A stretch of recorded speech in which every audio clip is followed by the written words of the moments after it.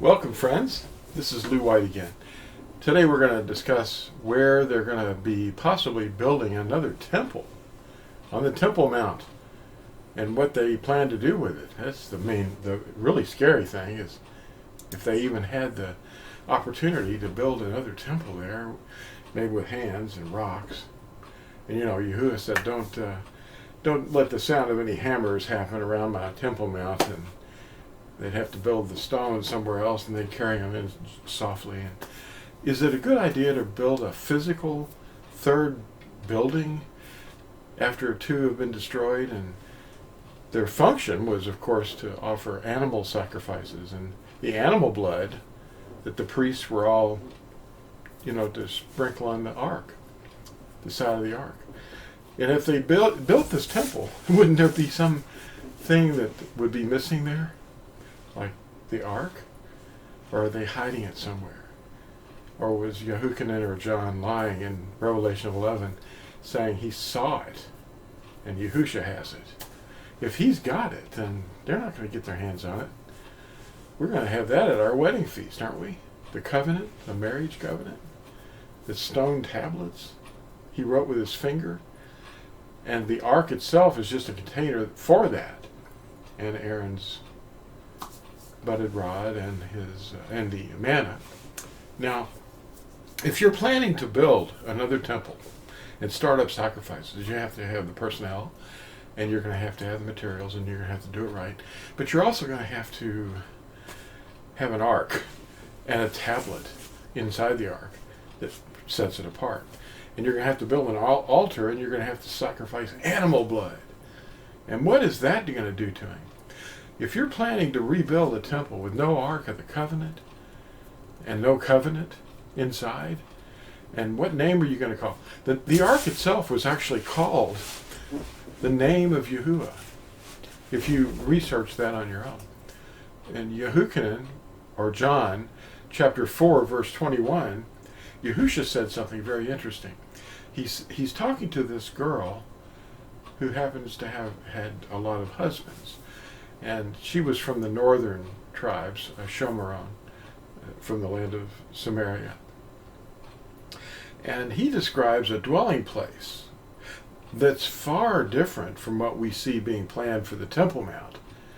And it would not be built with human hands. He dwells in people's minds and hearts. So if you're going to build a physical temple, why did he say, neither in this mountain nor in Jerusalem will true worshipers worship the Father? Well, animal sacrifices never redeemed anyone. Would you start up animal sacrifices again, and would that please Yahusha, or would it enrage him? What was his death all about, and the blood that he shed? Wasn't it to redeem all mankind in order that they might repent and trust in his blood, the renewed covenant, rather than the old covenant, animal blood, and the old sacrifices and the priesthood that is now obsolete? Rebuilding a temple, a shell that can do nothing, an animal blood that can do nothing. The animal blood and the temple services never redeemed anybody, but they were imperfect. They're the old covenant. That's why he said, this is the blood, my blood, of the renewed covenant at the supper. Those animal sacrifices and the animal blood pointed toward the one perfect offering. Yahuah removed every stone built on the Temple Mount, and he said he would. And now we await his return, not a return to the old animal blood method. Some of us can imagine no greater insult to Yahusha than to set up animal sacrifices again, especially in the place where his name dwells forever. Now that you've mentioned the name, what is the name? Some are teaching that it's 4 consonants. Let's investigate that. Are they saying Yeshua in Hebrew is translated into English as Joshua? Joshua, that's not a real word. That was constructed from manglings of the Hebrew alphabet.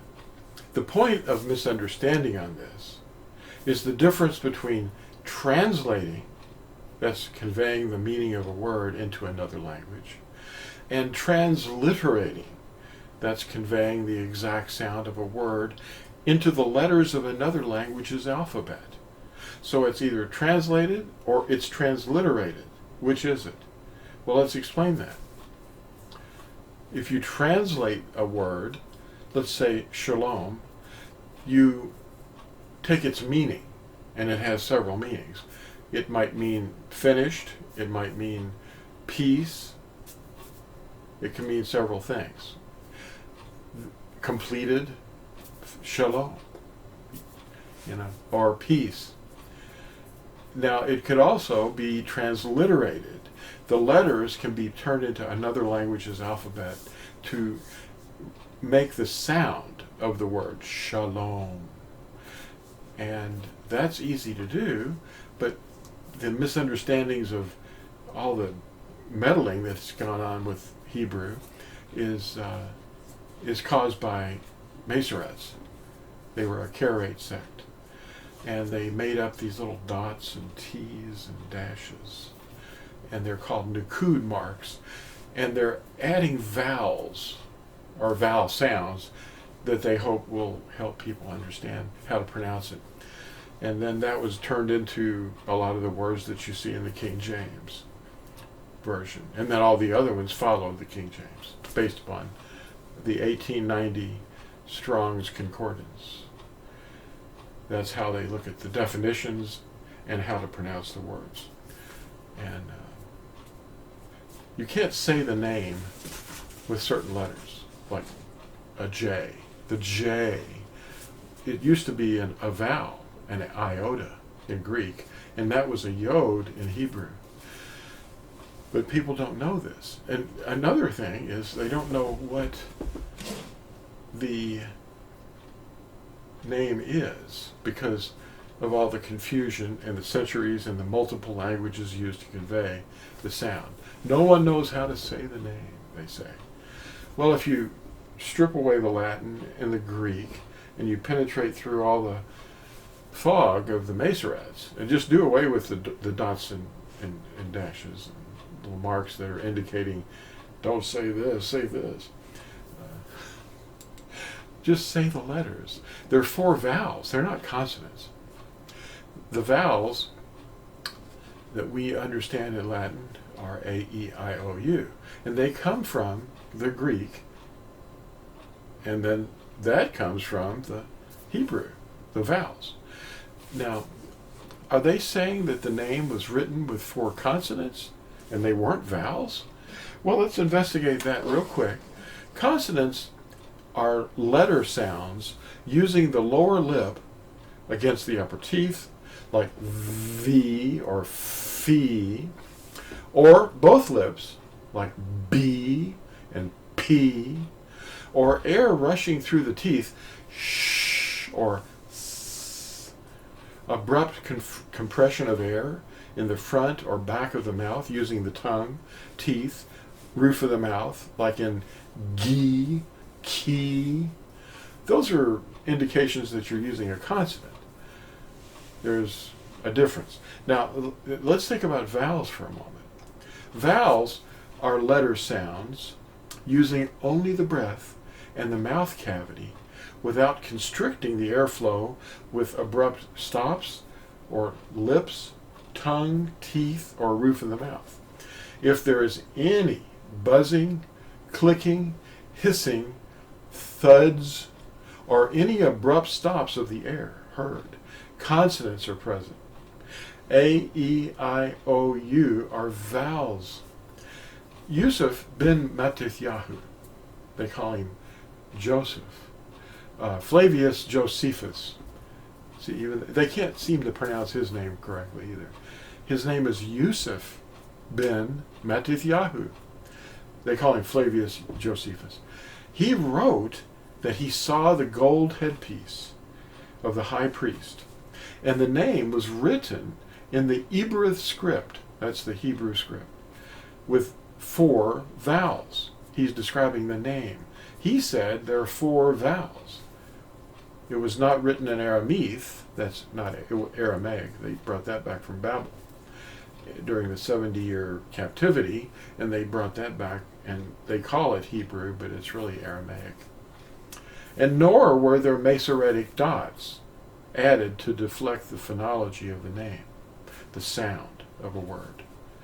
So if you can determine what a vowel is and what a consonant is, and then listen to these teachers on the internet that are saying otherwise, something different, then you'll know that you're being misled. If you're hearing Yahuah, well, there's a lot of problems there. There's no E and O in there. It's Yahuah. Yahuah. No clicking, no buzzing. And the V in there is a misunderstood letter. The V shape is the old Latin letter U. And that's the way it was understood to be. When the first printing press was invented around 1450 by Gutenberg, Johannes Gutenberg, each letter was made into a piece of metal, and they used the Latin shape for V to make that metal piece. And when they did that, they sometimes encountered words that needed two of them next to each other, so they needed two of them. So they called this new letter a W. Have you ever heard someone say W? Well, that appeared after the printing press was invented in the 15th century. There's no W in Hebrew or Greek or Latin. So if they're spelling the name with a W, they're misunderstanding. And that's going to be carried into future generations down the line. So we need to just get rid of the added leaven and make it as simple as you possibly can without little marks and T's and Nikud marks. And just look at the letters. Those little things were invented, those little Nikud marks, the Masoretes invented, during the 8th century. So they weren't in the Dead Sea Scrolls at all, and they were never anywhere before the 8th century. So thanks for watching this, and share it, and please like and subscribe. Thanks for watching. Bye.